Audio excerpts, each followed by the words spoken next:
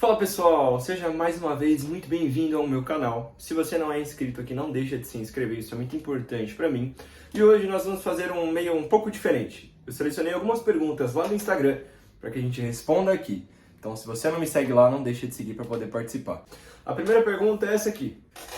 Podemos ter imagem de Exu dentro de casa? Qual o melhor lugar para montar um altar? Tá? Você pode sim ter uma imagem de Exu dentro da tua casa, não tem nenhum problema com relação a isso. Os Exus e as pombagiras são os nossos protetores espirituais, então é normal que você tenha, principalmente na entrada e na saída da tua casa. Né? Antigamente a gente falava que Exu e pombagira só deveriam ser firmados fora de casa, por quê? É uma entidade que atua sob a força da luz da lua e o seu campo de força principal são os caminhos, as encruzilhadas, as ruas. Então quando a gente queria uma força com um poder de atuação muito maior e expansivo, a gente ia até o ponto de força e firmava lá. Com isso foi criando um tabu gigantesco de que a gente não poderia firmar essa entidade dentro de casa. Mas não tem problema nenhum, tá bom? O que você precisa fazer? Qual o melhor lugar para ter um altar? Né? Se você está se referindo a um altar de Exu, a gente costuma chamar ele de tronqueira. A tronqueira eu sempre falo para você fazer ela em contato com o chão, justamente pelo fato da energia de Exu ser uma energia telúrica, daquela do tipo terra. E quando você coloca em contato com o chão, a firmeza expande para maiores locais da tua residência. E de preferência na entrada da tua casa. Por quê? Quando alguém passar ali, seja visita ou até mesmo você, involuntariamente você vai passar pela tronqueira. Isso já vai gerar um descarrego energético. Você já vai ter ali todo um filtro de energias. O papel principal da tronqueira, além de concentrar a energia das suas entidades de esquerda, é absorver os excessos negativos de energia e esgotar eles ali. O que eu sempre falo para vocês? Não é a energia negativa que é ruim. Os excessos energéticos são ruins, tanto positivamente quanto negativamente. Acontece aqui, Caboclo falou que já estaria ali na gira, né, no momento da incorporação, mas não sinto nada. Tem que ver o contexto de como ele falou isso para você. Se ele apontou que você estaria ali dentro do terreiro, pode ser como Cambone, pode ser como um médium em desenvolvimento, né? Isso seria o melhor caminho para poder te nortear. Caso ele tenha falado da incorporação e você não sente nada, apenas confie no processo. Deixa acontecer. Talvez você entre naquele terreiro e comece a sentir coisas e dali comece a se desenvolver. Ou que você descubra uma outra mediunidade. Essa daqui é clássica e eu recebo quase sempre. Todos os seres humanos têm a capacidade de incorporar? Não. Tá? Você precisa ter essa mediunidade pré-existente em você para que assim você possa desenvolvê-la. Então existem alguns sinais que a pessoa identifica quando ainda não faz parte de nenhuma egrégora, né, de nenhum terreiro ou de alguma outra religião, que a pessoa começa a se identificar que pode ser uma possível média de incorporação.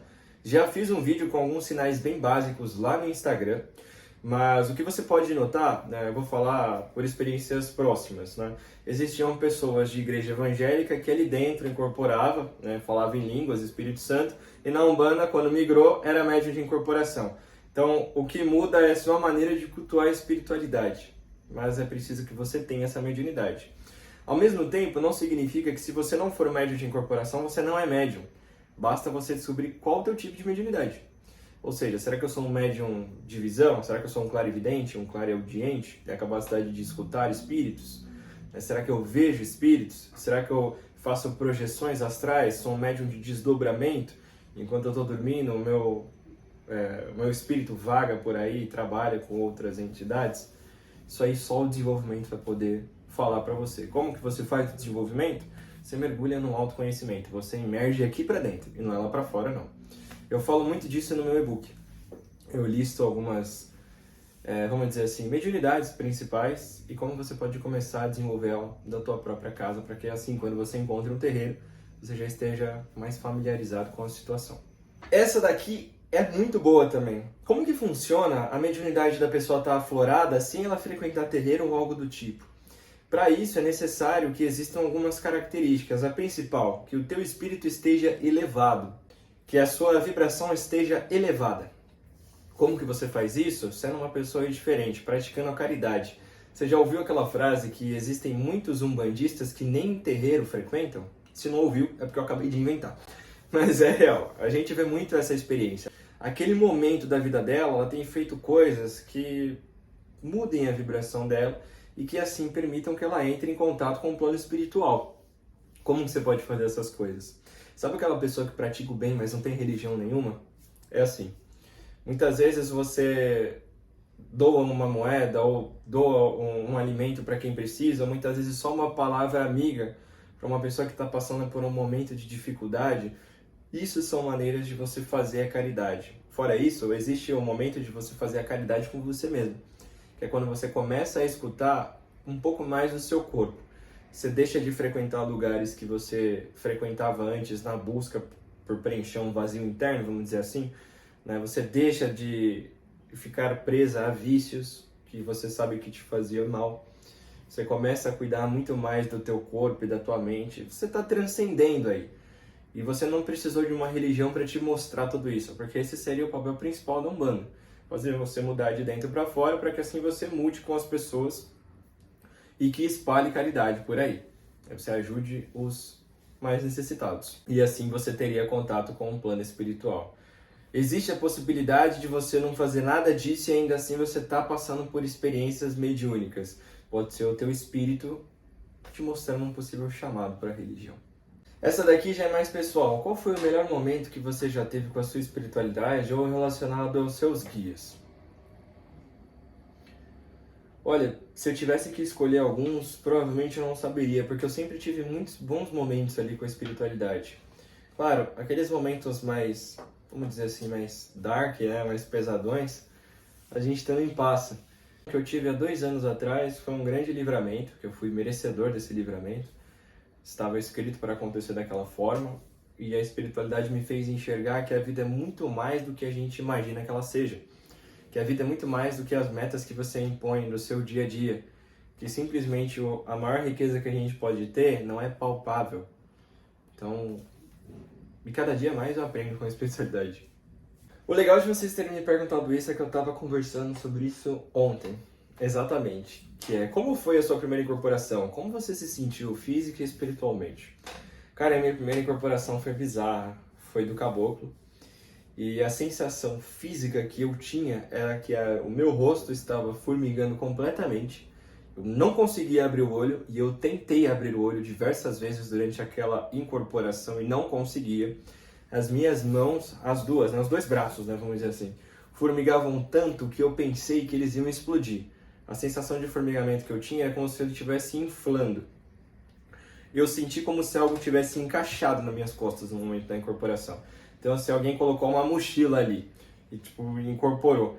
E eu digo para vocês que foi uma possessão no bom sentido, porque eu não conseguia fazer nada. Eu estava ali dentro assistindo tudo de camarote e eu via o espírito andar pelo terreiro inteiro, que era minúsculo, do tamanho desse quarto, inclusive, e não bateu em nada. E eu estava de olho fechado. E a minha cara ficava formigando e a impressão que eu tinha era como se, sabe, uma TV, aquelas TVs quadradonas, né, antigas, estivessem chuviscando. Era essa a sensação que eu tinha na minha visão, que estivesse tudo chuviscando. E o Espírito veio e falou e a minha voz saiu totalmente diferente. E o Espírito veio, deu um recado para quem precisava dar, andou por todo o terreiro e no momento que ele vai desincorporar, ele abaixa e eu senti como se alguém tivesse subido. Se tivesse voado assim. E aí eu desincorporei e consegui abrir o olho. E aí quando terminou tudo aquilo, eu falei, meu Deus do céu. Incorporei. Sabe quando você fica, nossa, incorporei. E foi uma energia muito forte, mas foi muito forte no sentido de me energizou muito. Muito. Não me deixou descarregado, não me deixou cansado, não me deixou nada. Foi uma experiência muito curta. Eu falando assim parece que demorou horas, né? Mas foi em questão de segundos.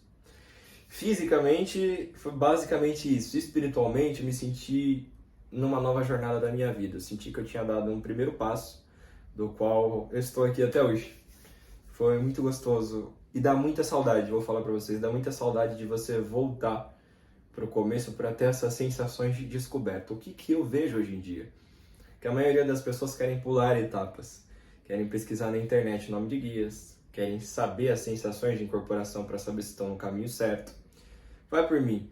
Essa dúvida que você está sentindo agora, você que está me assistindo, né, de sou eu ou o guia, será que eu sou o médium de incorporação, será que estou no caminho certo? Acredite, o tempo vai sanar. A espiritualidade vai te mostrar a resposta. Entenda uma coisa, todos nós temos caminhos a percorrer.